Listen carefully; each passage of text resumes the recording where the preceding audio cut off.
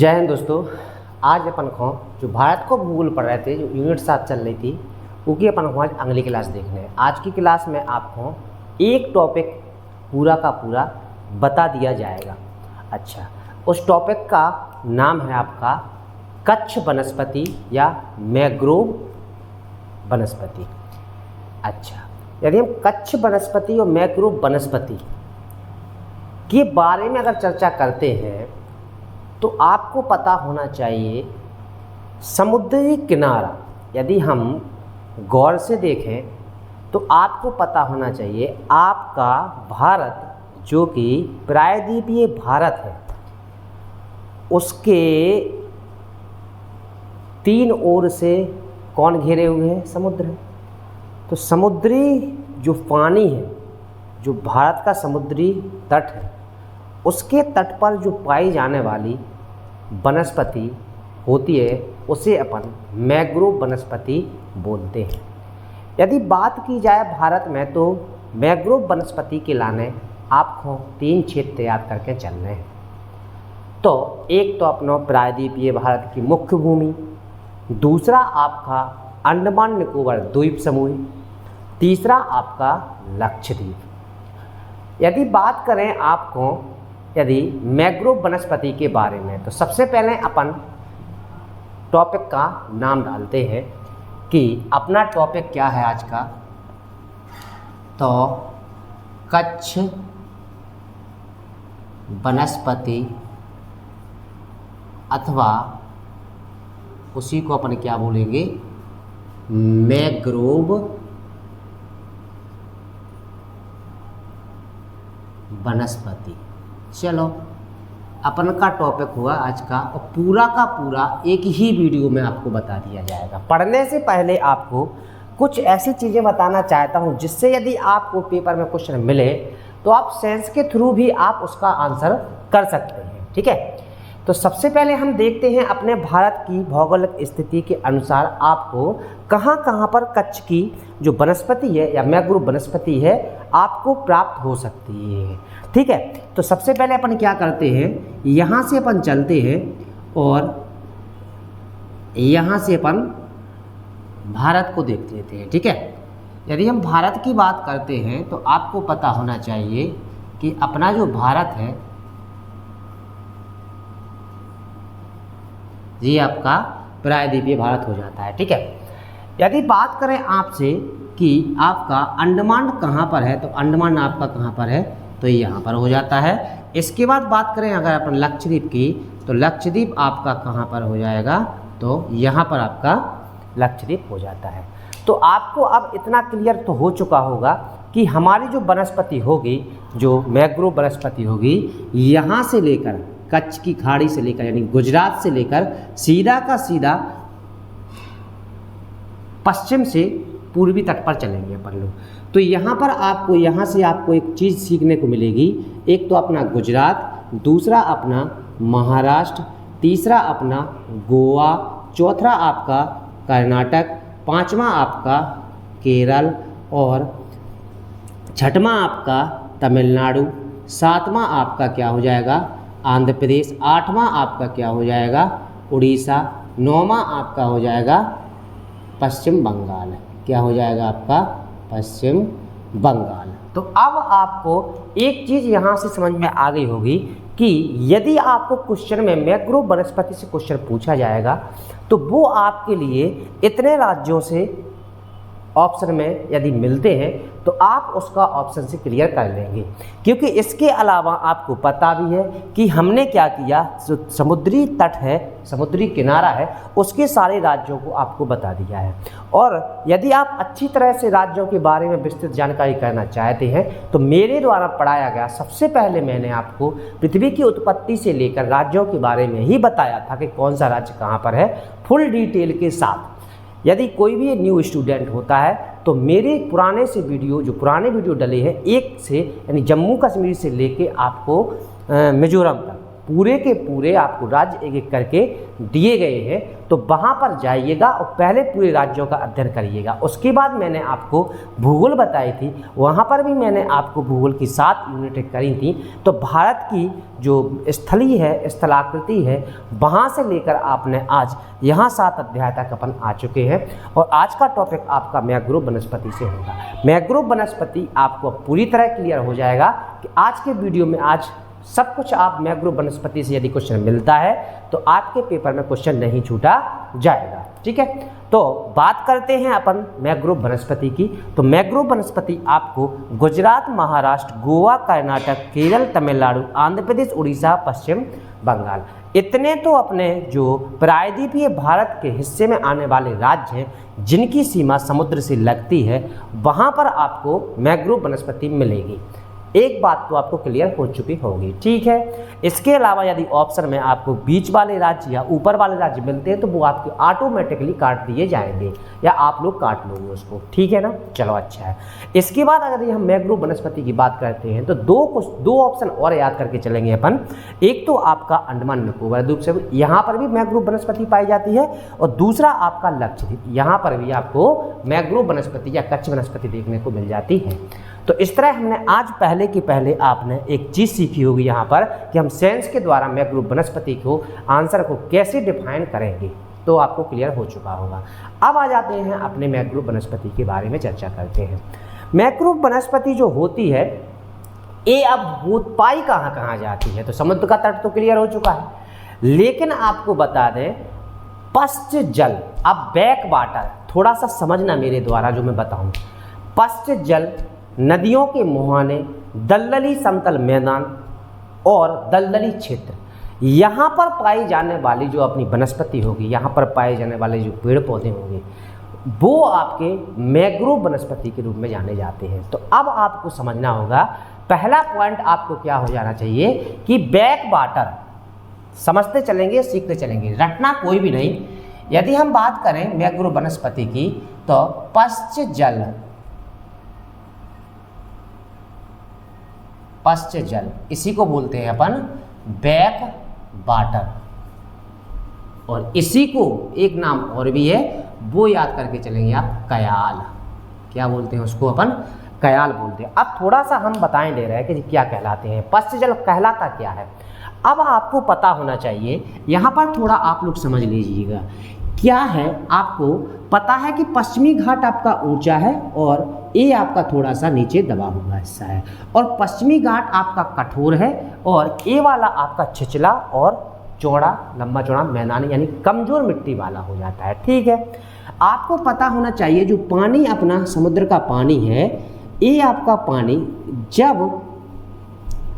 जब ये पानी आपका अपनी भारत की भूमि से लगेगा, जब इसकी धाराएं जो जल धाराएं होती हैं, जब वो आपकी लहरें होती हैं, वो यहाँ पर ऊंचाई होने के कारण, यहाँ पर मान लीजिए यहाँ पर ऊंचाई है। ठीक है, अब क्या होगा, जब लहरें चलेंगी समुद्र की तो पानी लहरों का कहाँ चला जाएगा, इस ऊंचाई के उस पार चला जाएगा। ठीक है, अब जब जो वो पानी आपका इस साइड ना आ पाए, क्या ना हो पाए, इस साइड ना आ पाए, तो उसी को बोला जाता है पश्च जल, उसी को बोला जाता है बैक वाटर, उसी को बोला जाता है कयाल, उसी को बोला जाता है लैगून।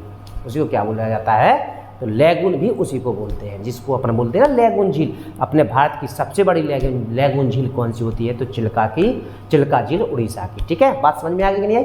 तो आपको बताएं, जब जो पश्च जल यहाँ पर भर जाएगा, तो जब भरेगा यहाँ पर तो उसके चारों ओर आपको पाई जाने वाली जो वनस्पति हो जाएगी वो आपको मिलेगी कौन सी, तो मैंग्रोव वन की वनस्पति मिल जाती है देखने को। तो आपको पता होना चाहिए कि जो मैंग्रोव वनस्पति होती है वह है पश्च जल, किसके कहाँ कहाँ मिलेगी आपको, पश्च जल।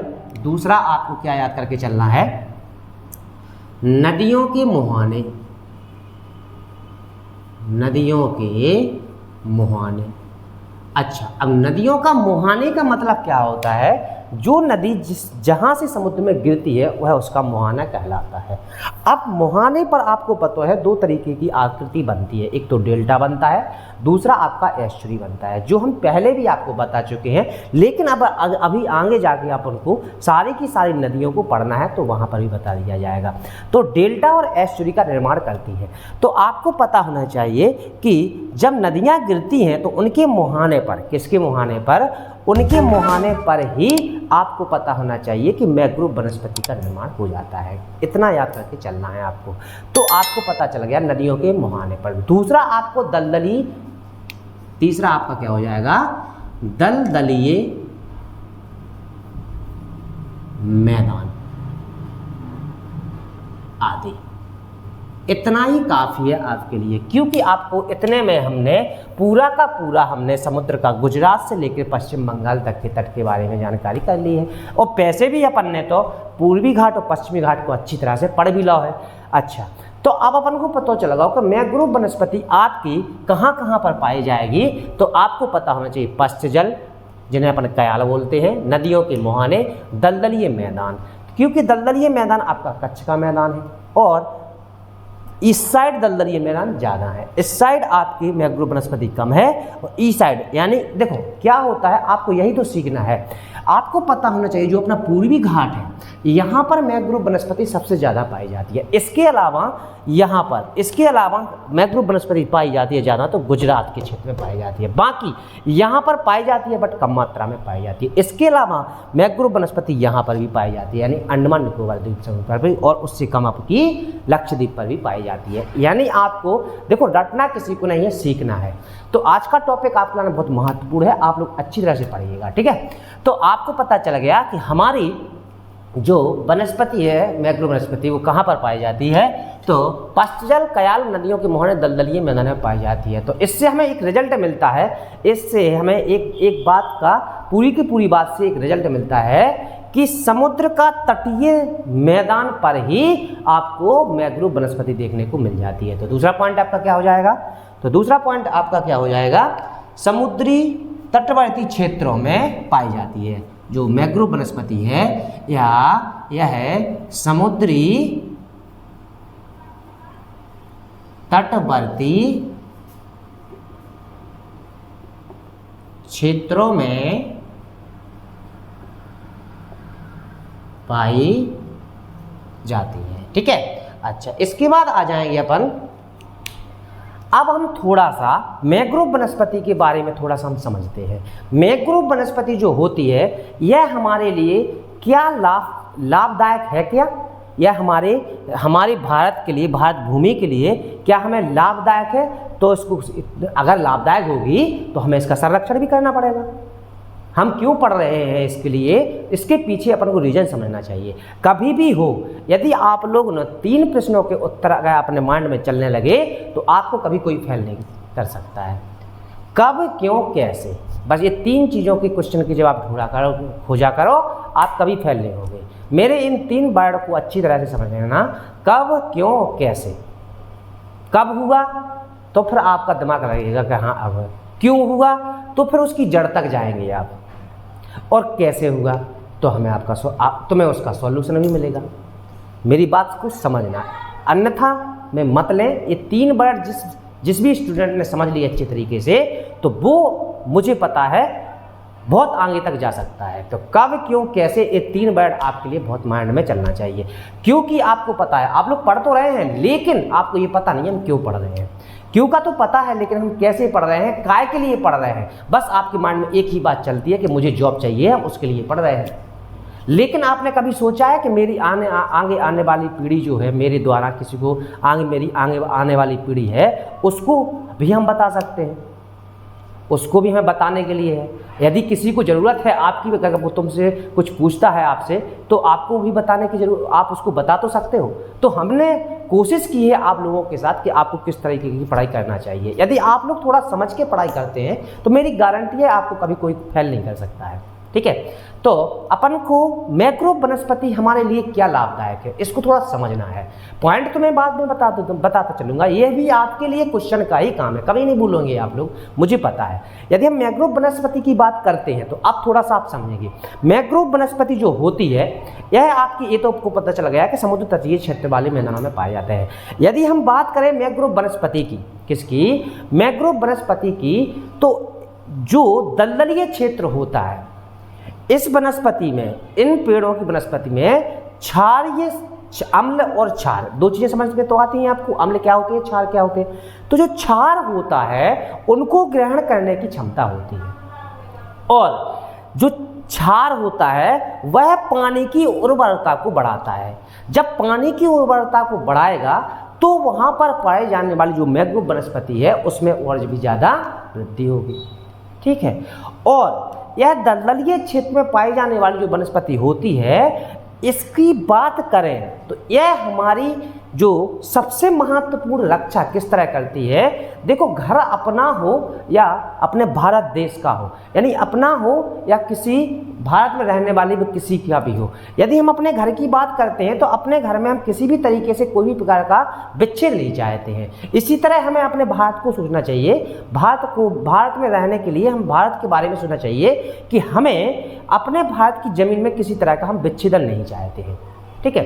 यदि बात करें तो ये मैंग्रोव वनस्पति जो होती है आपको, यह हमारी क्या करती है, समुद्री तटीय के सारे मैदान को, किनारे को इन पेड़ की जड़ों के द्वारा मजबूती के साथ इसको क्या कर रहती है, पकड़े रहती है। यदि यह पकड़े रहेगी तो आपको पता होना चाहिए मिट्टी का कटाव कम होगा। क्या होगा, मिट्टी का कटाव कम होगा। तो अब आपको समझ में आ रही कि जो मैंग्रोव वनस्पति है यह समुद्र से आने वाली लहरों के द्वारा मिट्टी के कटाव को रोकती है। तो एक बात तो क्लियर हो गई। दूसरी बात, लिखेंगे नहीं, बस आप लोग समझते चलना, सुनते चलेगा। ये आदि आप लिखना चाहते हैं इसको लिख भी सकते हैं, इंपोर्टेंट है, आप लोग समझते चलेंगे। इसके अलावा अब देखो दूसरा काम क्या करती है ये, भारत में जो अपनी समुद्रीय तूफान आते हैं, क्या आते हैं, समुद्रीय तूफान आते हैं, यहां से आने वाले जो 350, 400, 1600, 1000 किलोमीटर प्रति घंटा की स्पीड से जो तूफान आते हैं, तो ये मैंग्रोव वनस्पति जो होती हैं इन तूफानों को कम करने का काम करते हैं, जिससे हम किसी भी प्रकार की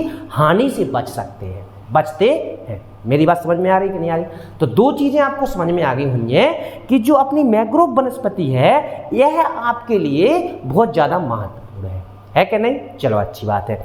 तीसरा क्या करती है आपको पता होना चाहिए, हमारे समुद्री तटीय किनारे पर पाए जाने वाले जो छोटे छोटे जीव होते हैं, जो दलदलीय क्षेत्र वाले छोटे छोटे जीव होते हैं, उनके लिए नर्सरी का काम करती है। मेरी बात समझ में आ रही कि नहीं? नर्सरी का मतलब होता है, अब इतना ही समझ लीजिए कि एक स्कूल में एक नर्सरी क्लास खोली जाती है जिसमें छोटे छोटे बच्चे पढ़ते हैं। इसी तरह छोटे छोटे जीवों के लिए जो मैंग्रोव वनस्पति पाई जाती है, वहां पर जो दलदल होता है वहां पर छोटे छोटे वनस्पति जीव पाए जाते हैं, छोटे छोटे जीव पाए जाते हैं। तो एक कितनी महत्वपूर्ण हो जाती है आपको। और तीसरा हो गया अपना, चौथा आपका क्या है, यहाँ पर पाई जाने वाली वनस्पति किसी न किसी प्रकार से आपको उद्योगों, फर्नीचर, मेरी बात को समझना, औषधियों, बहुत सारी चीज़ों के लिए उपयोग में की जाने वाली ये अपनी वनस्पतियाँ होती हैं। तो आपको ये बात नहीं भूलना चाहिए, ठीक है। अब बात करते हैं, आपको इतनी बात समझ में आ चुकी है। इसके बाद अपना समुद्री तटीय क्षेत्र में पाई जाने वाली वनस्पति हो जाती है। क्लियर है? अब तो मैंग्रोव, अब तो वैसे भी भूलोगे भी नहीं। अब अगला पॉइंट जो पेपर में आपसे पूछा जाएंगे, अब पेपर में पूछे जाने वाले क्वेश्चन हो जाते हैं। वैसे तो कुछ भी पूछा जा सकता है आपको, इतना बताने का कारण है आपको रटने नहीं देना है मुझे, बस इतना याद रख के चलना है आपको, ठीक है। अब आ जाते हैं अपन आगे। यदि हम मैंग्रोव वनस्पति की बात करते हैं तो आपको पता होना चाहिए कि पूरे विश्व में, अब पूरे विश्व में को मतलब क्या है, अपने जो महासागर हैं 4-5, जो अपने चार महासागर हैं, वहाँ पर दलदलीय क्षेत्र तो हर कॉन्टिनेंट के पास में होगा ना, हर देश के पास में होगा जो समुद्री किनारे पर होगा। तो उस पूरे देश में पाए जाने वाली मैंग्रोव वनस्पति का लगभग 5% अपने भारत में पाया जाता है। कितने परसेंट? लगभग 5% मैंग्रोव वनस्पति विश्व की अपने भारत में पाई जाती है। तो अगला पॉइंट क्या हो जाएगा आपके पास में कि भारत में विश्व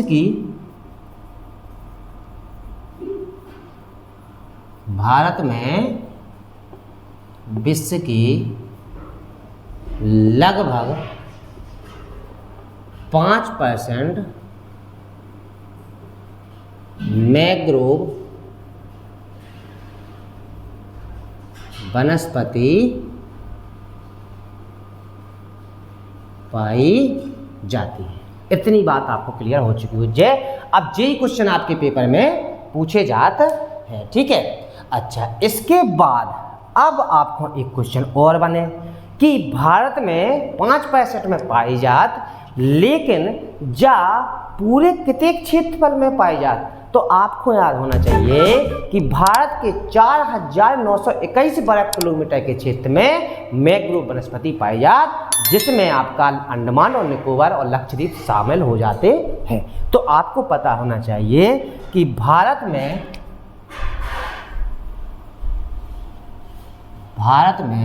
कितनी आपकी 4,921 वर्ग किलोमीटर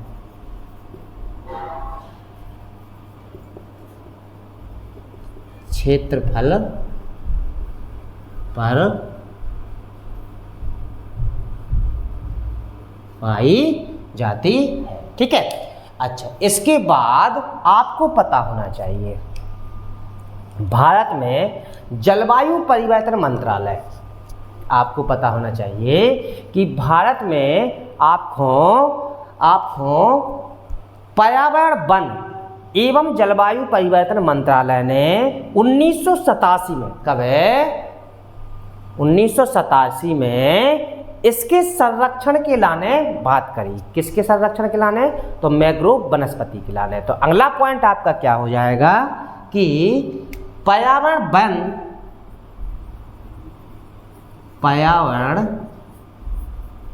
वन एवं जलवायु परिवर्तन मंत्रालय,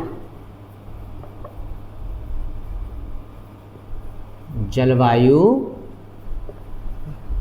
परिवर्तन मंत्रालय ने कब 1987 को क्या किया, इसके संरक्षण के बारे में सोचा। संरक्षण की शुरुआत हुई, यानी कब से हुई? 1987 शुरुआत हुई। और आपको बता दें, जैसे ही पर्यावरण वन एवं जलवायु मंत्रालय ने 1987 को इनके लाने संरक्षण कराने कार्यक्रम चलाया, और आपको बता दें तो इसके अंतर्गत उड़ीसा में, कहाँ पर? इसी के अंतर्गत उड़ीसा में, कहाँ पर? उड़ीसा में आपको पता होना चाहिए राष्ट्रीय कच्छ वनस्पति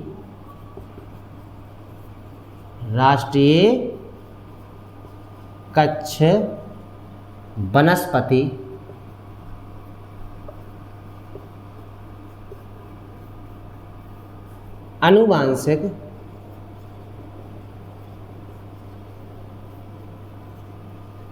संस्थान की स्थापना हुई, ठीक है। जैसे ही अब आपके क्वेश्चन पेपर के याद करते चलेंगे आप लोग, ठीक है। जैसे ही पर्यावरण वन एवं जलवायु परिवर्तन मंत्रालय ने 1987 को इसके संरक्षण की कार्यक्रम की शुरुआत करी, तो उन्होंने उड़ीसा में राष्ट्रीय कच्छ वनस्पति आनुवांशिक संस्थान की स्थापना की, ठीक है, अच्छी बात है। अब इसके बाद आपको पता होना चाहिए जो मैंग्रोव वनस्पति होती है आपकी, इसमें आपको क्या मिल जाएगा, इस मंत्रालय के द्वारा जो कार्यक्रम चला, तो भारत के कितने क्षेत्र मैंग्रोव वनस्पति के अंतर्गत संरक्षित किए गए हैं, तो वो आपको आंसर में देना पड़ेगा 39। तो किसके द्वारा? इसके द्वारा आपको पता होना चाहिए भारत के कितने, भारत के 39 क्षेत्र मैंग्रोव वनस्पति के लिए चुने गए। ठीक है, यानी 39 ऐसी जगह हुई अपने भारत में जहां मैंग्रोव वनस्पति पाई जाती है। अच्छी बात है। इसमें से जो 39 हैं, तो आपको पता होना चाहिए कि जो अपना क्षेत्रफल था ना 4921 वर्ग किलोमीटर, इसमें से आधे से ज़्यादा यानी आधा, अकेला आधा तो आपको पता होना चाहिए पश्चिम बंगाल के सुंदरवन में जो मैंग्रोव सुंदरी के पेड़ पाए जाते हैं, मैंग्रोव वनस्पति पाई जाती है, उसमें आती है। तो ये आपके लिए सबसे महत्वपूर्ण क्वेश्चन है कि भारत में मैंग्रोव वनस्पति सबसे ज़्यादा पश्चिम बंगाल के सुंदरवन में पाई जाती है। इतना याद करना, यानी कि पूरी 4921 वर्ग किलोमीटर है, उसमें से आधी से ज़्यादा तो अकेले के अकेले पश्चिम बंगाल के सुंदरवन में स्थित है। तो अगला पॉइंट आपका क्या हो जाएगा कि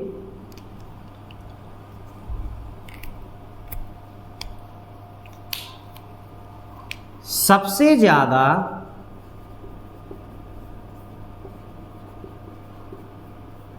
मैंग्रोव वनस्पति कहाँ पर पाई जाती है भारत में? तो पश्चिम बंगाल के सुंदरवन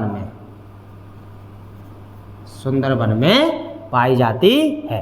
ठीक है, इतना में क्लियर हो चुका है। ठीक है, अब इसके बाद आपको एक क्वेश्चन और याद करके चल रहे हैं, क्योंकि आपको पता होना चाहिए कि जो अपनी 39 मैंग्रोव वनस्पतियां हैं पेड़ पौधों की, उनमें से 2 ऐसी वनस्पतियां हैं जो लुप्त होने की कगार पे हैं। तो एक वनस्पति आपकी तमिलनाडु की है और दूसरी वनस्पति आपकी कहाँ की है? उड़ीसा की है। तो आपको पता होना चाहिए 2 वनस्पतियों में पहली वनस्पति जो तमिलनाडु की है, जो आपकी तमिलनाडु किसकी? तमिलनाडु की जो वनस्पति है जो लुप्त होने के कगार पर है, तो वह कौन सी है? राइजोफोरा अन्नामलया। राइजोफोरा अन्नामलया। और यह जो वनस्पति है यह तमिलनाडु के किस क्षेत्र में पाई जाती है? तो एक स्थान का नाम है पिछावरम। क्या याद करके चल रहे हैं? पिछवरम भी मिल जाता है आपको, पिछावरम। कौन सा? पिछावरम नामक स्थान पर पाई जाने वाली वनस्पति है। कौन सा है आपका नाम? पिछावरम।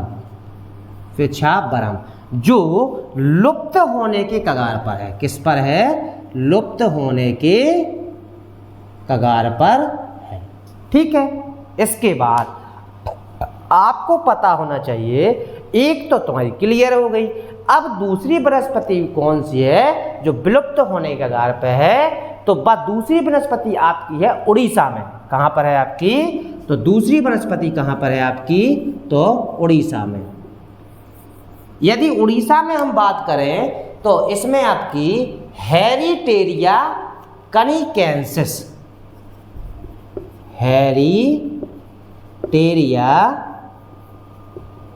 कनिकेंसिस, जो हेरिटेरिया कनिकेंसिस वनस्पति है, यह आपकी जो उड़ीसा है, उड़ीसा के भितरकनिका राष्ट्रीय उद्यान में पाई जाने वाली वनस्पति हो जाती है। तो यह आपकी कहाँ पर पाई जाती है? भितरकनिका, भितरकनिका उद्यान में पाई जाती है, जो कि आपकी लुप्त होने की कगार पर है। ठीक है, अब अगला पॉइंट क्या याद करके चलना है? यदि बात करें अपने भारत की मैंग्रोव वनस्पति की, तो इनमें जो सुंदरवन है, तो इसमें जो सुंदरवन है यूनेस्को ने इसे विश्व सूची में शामिल किया है। ये भी आपको याद करके चलना है कि इसे यूनेस्को, किसने? यूनेस्को ने विश्व सूची में शामिल किया। तो वो कौन सी कितने की वनस्पति है अपनी मैंग्रोव? तो सुंदरबन की, सुंदरबन की मैंग्रोव वनस्पति। यदि हम सुंदरबन की मैंग्रोव वनस्पति की बात करते हैं तो इसे यूनेस्को ने विश्व सूची में रखा। इसके बाद आपको पता होना चाहिए कि जो भारत का जो सुंदरबन है इसे भारत के करने लगती 7 अजूबे यानी 7 प्राकृतिक स्थलों में से एक माना गया है। किसको? जो भारत के 7 प्राकृतिक अलौकिक आश्चर्यजनक प्राकृतिक स्थान हैं उनमें से एक अपना सुंदरबन को माना जाता है। तो अगला पॉइंट, भारत के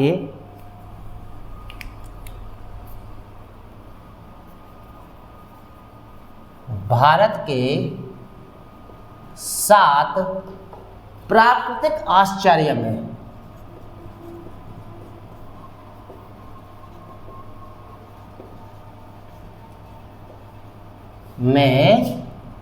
किसको शामिल किया गया है? तो सुंदरबन को शामिल किया है। सुंदरबन को शामिल किया गया है। ठीक है। अच्छा, यदि बात करें कि जो अपना मैंग्रोव वनस्पति है उसको दूसरा नाम किस नाम से जाना जाता है? तो इसको जाना जाता है, इसका दूसरा नाम आपका हो जाता है न्यू सेवन वंडर्स। इसका जो मैंग्रोव वनस्पति है इसे न्यू सेवन वंडर्स के नाम से जाना जाता है। के नाम से जाना जाता है। ठीक है। इसके बाद एक लास्ट पॉइंट और बचता है जो आपको याद करना है। राष्ट्रीय कच्छ वनस्पति तथा तटीय जैव विविधता अनुसंधान संस्थान कहाँ बनाया जा रहा है? तो आपको पता होना चाहिए यह आपका पश्चिम बंगाल के सुंदरबन में बनाया जा रहा है। कहाँ पर बनाया जा रहा है? पश्चिम बंगाल के सुंदरबन में बनाया जा रहा है। तो अगला क्वेश्चन आपको क्या याद करके चलना है कि राष्ट्रीय कच्छ वनस्पति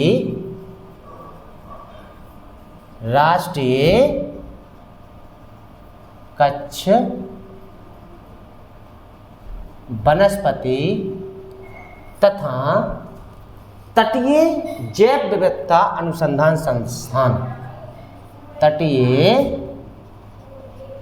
जैव विविधता अनुसंधान संस्थान, ये आपका कहाँ पर बनाया जा रहा है? तो सुंदरबन पश्चिम बंगाल, सुंदरबन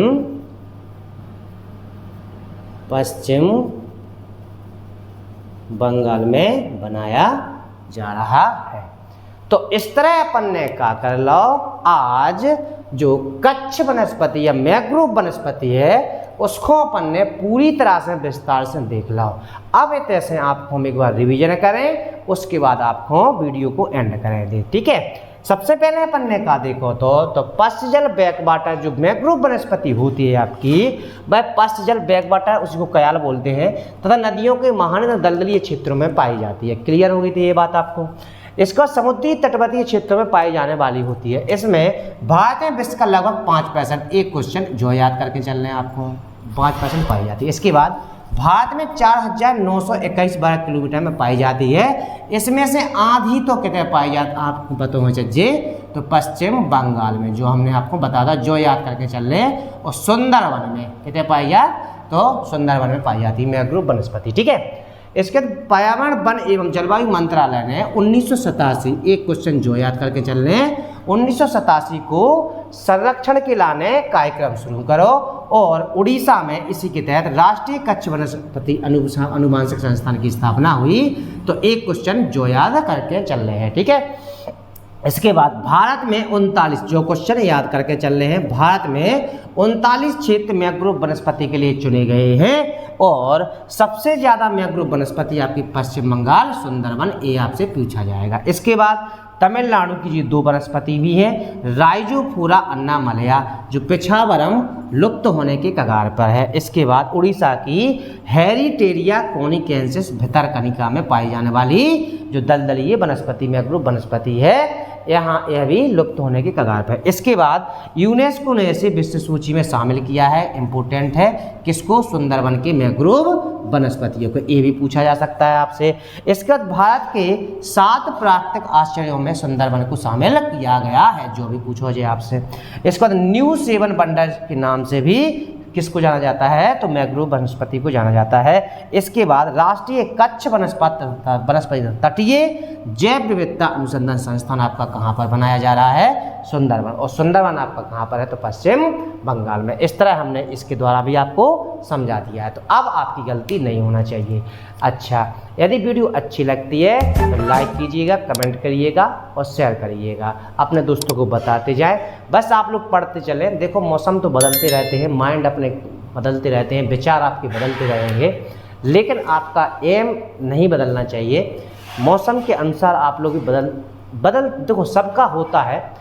वैसे तो मेरे अनुसार जब तक आपको नौकरी की जॉब की तलाश में लगे रहने के लिए, जब तक नौकरी नहीं लगती है, आपको अपना एम नहीं बदलना चाहिए। देखो परिस्थितियाँ कैसी भी प्रकार की हों, आपको पढ़ना चाहिए। आप अच्छी तरह से पढ़ते चलिए, जैसा आप पढ़ रहे हैं वैसा पढ़ते चलिएगा, ठीक है। जय हिंद, जय भारत दोस्तों।